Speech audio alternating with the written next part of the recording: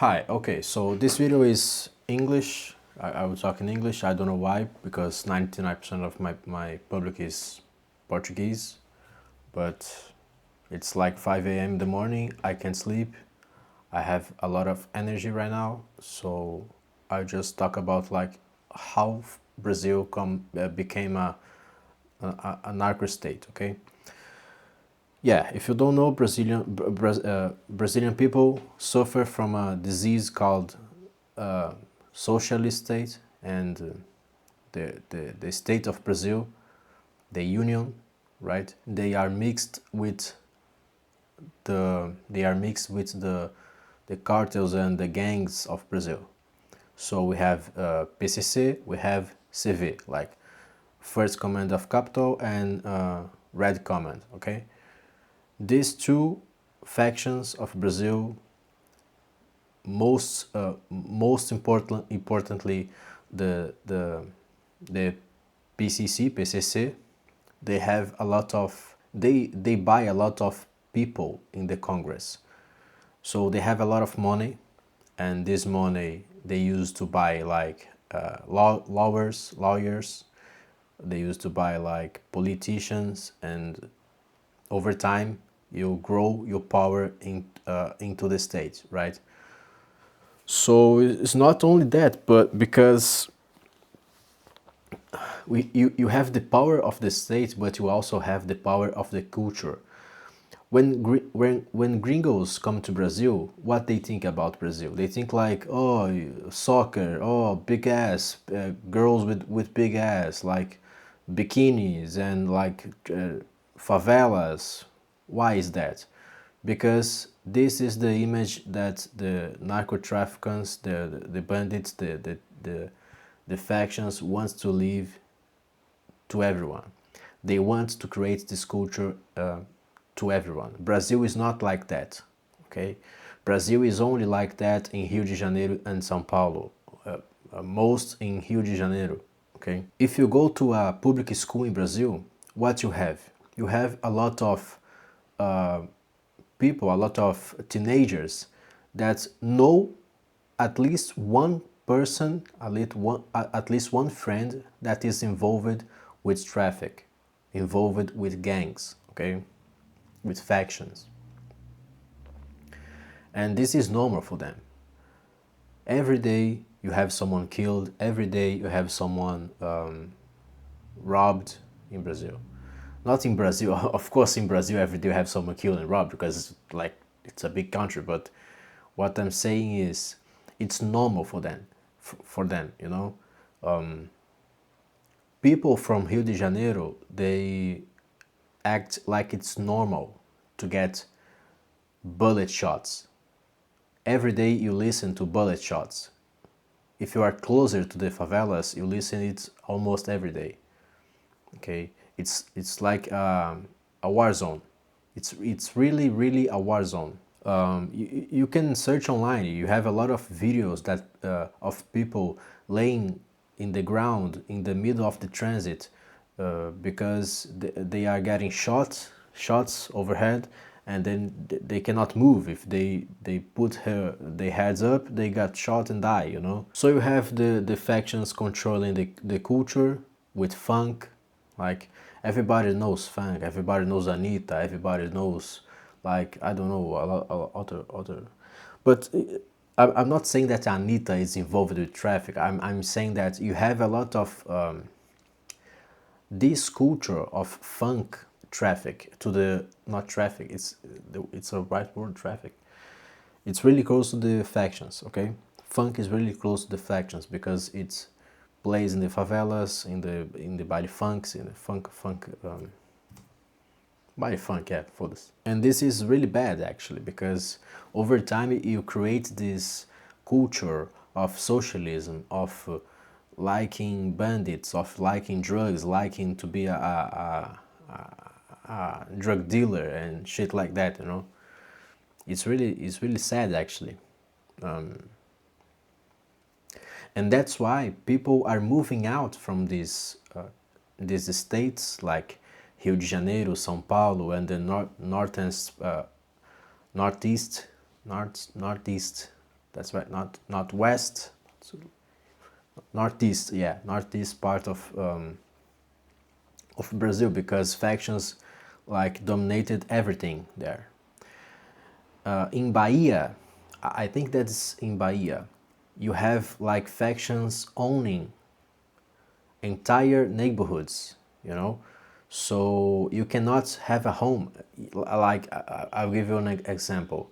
If you have a home and then the bandit comes to your home and says, yo, you're gonna leave this home, it's our, it's this home is for the faction now, you gotta leave, you cannot stay, you understand. So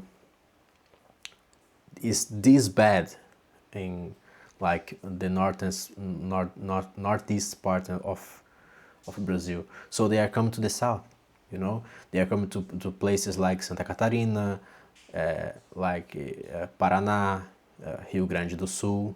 In these places, in the north part of Brazil, they buy voters.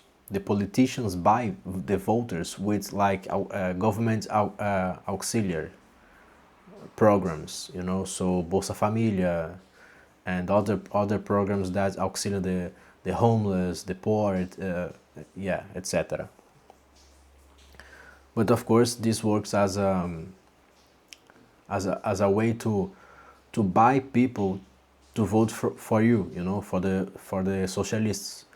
And of course, the socialists perpetuate this cycle of slavery. Actually, it's slavery. The majority, the major part of Brazil people, the major part of Brazil people doesn't work. Like they work, but they are like the major part of Brazilian people are parasites. They are negative creators. Actually, they create negative income. You know, so they steal from other people. Or they are politicians. They are public workers, or they are just parasites from government programs, you know, that help poor people. So Brazil is a really corrupted country, a really poor country.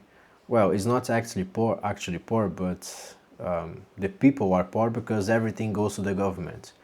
Everything you buy here in Brazil, in Brazilian reais, you buy another to the government because it's at least 100% taxes, you know, and you cannot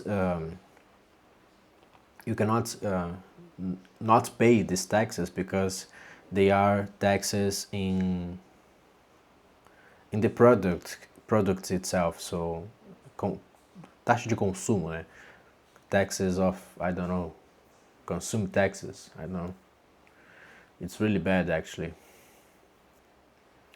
So that's why people like the productive people, they are leaving Brazil.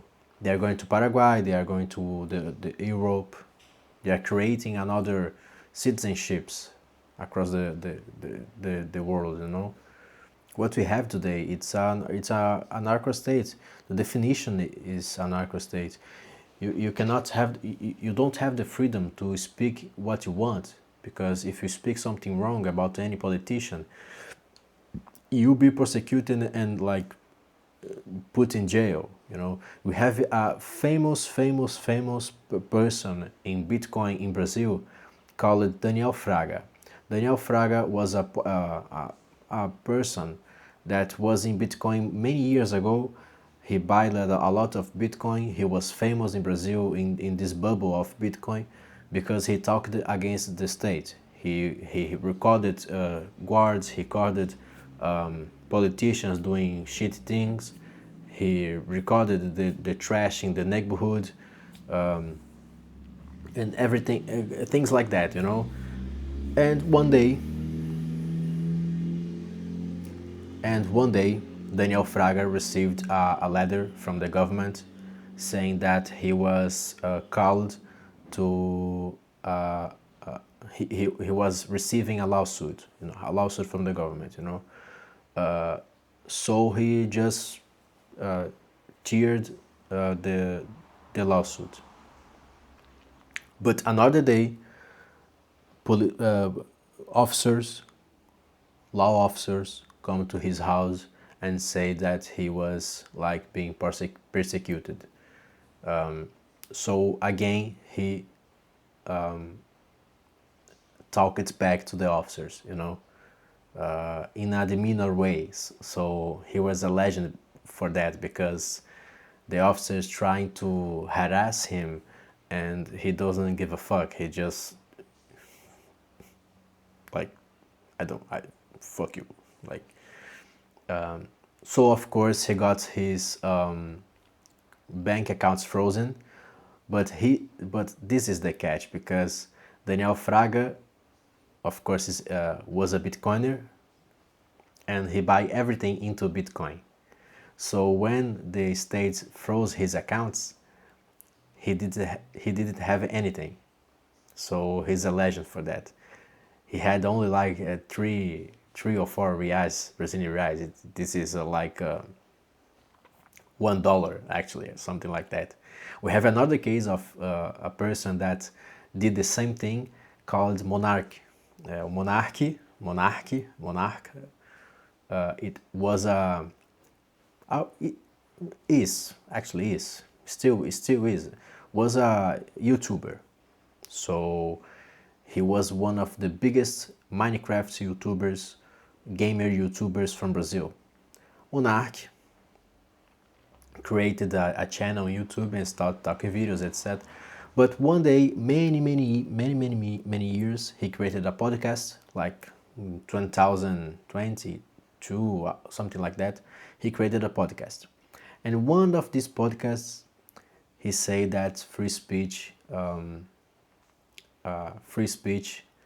is even necessary to create a NAZI party in Brazil.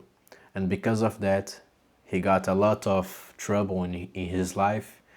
He then called a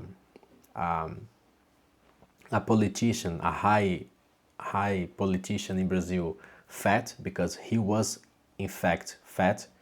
And this politician got angry and tried to arrest Monarch. So Monarch leave Brazil. He went to United States of America, but he also did this. He buy everything into Bitcoin, and they had nothing to take from him. So it's a really funny story too. So this is the story of how Brazil become a narco state. Yeah, you got factions buying everything with drug money and tiger money. It's fun fact because you have a thing in Brazil called tigrinho. It's the little tiger, and tigrinho, the little tiger, is a bad platform. So that some people say that is by the factions. So the factions create the tigrinho, the tiger, the little tiger, to poor people. Bro, like poor people spend the money that the government give them in the tigrinho, you know? So the government give money to the poor people that don't have a job and don't want to have a job, because if they have a job, they lose the government auxiliary money, and then with this money they bet in bet platforms, they gamble, they lose every money, they lose our money, and the process repeats every month. So you have every month a lot of people spending on gamble and losing everything, and we people that of course produce something, create something to the society, we pay for all of that. So Brazil is actually a country that benefits the dumb fucks and punishes the people that produce something. Yeah, that's really sad, and that's why people in Brazil buy a lot of Bitcoin. Like not every people, like it's a little minority, but this minority buys a lot of fucking Bitcoin. They not to buy because it's expensive, but they are like the most passionate Bitcoiners in the world because we suffer it first, you know. We understand that fiat money is fucking piece of shit, so we have to survive really fast so we don't die of starving and things like that, you know. So yeah, this is the video. Bitcoin manuals down below, self-custody express down below, go drinking, vai tomando e se inscreve, compartilha, deixa seu like aí, tamo junto, valeu, é nóis.